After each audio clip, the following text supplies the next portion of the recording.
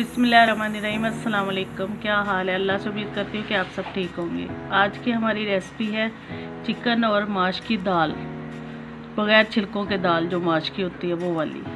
हमने ये आधा किलो दाल ली है, आधा किलो हमारा चिकन है, ये हमारा अदरक, सब्ज़ धनिया और सब्ज़ मिर्च है, थोड़ी सी हमने काट के रखी है। ये हमारे 2 अदद प्याज और 2 अदद टमाटर जो हमने पेस्ट बनाया है।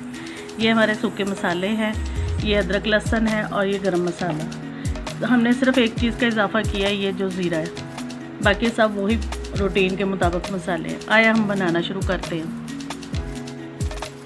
हमने चूल्हे पे कढ़ाई रख ली है, उसमें अपनी ज़रूरत के मुताबिक ऑयल डाला है। अब हम इसमें टमाटर और प्याज का पेस्ट डालेंगे जो हमने ग्राइंड करके रखा है। ऑयल हमारा गर्म हो चुका है, अब हम इसमें पेस्ट डालते हैं। साथ में अदरक लहसुन का पेस्ट डाल देंगे, के लिए इसको भूनेंगे। अब हमने इसको भून लिया, अब हम इसमें अपने सूखे मसाले डाल देंगे, इसको भी थोड़ी देर के लिए भूनेंगे।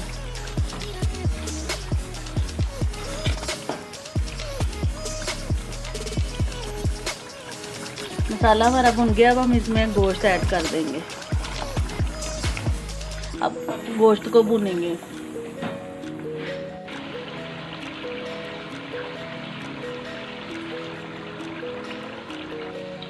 ये देखिए गाइस, हमारा गोश्त भुन गया। अब हम इसमें दाल ऐड करेंगे।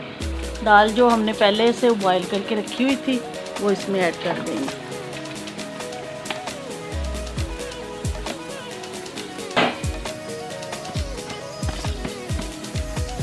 ये देखिए गाइस, हमने दाल डाल दी है। अब हम इसको हल्की आंच पे दम पे रखेंगे, 10 मिनट के लिए रखेंगे, फिर उसके बाद आपको डिश आउट करके दिखाएंगे।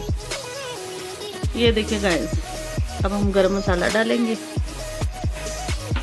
और ये जो सब्ज़ धनिया, अदरक कटा हुआ है,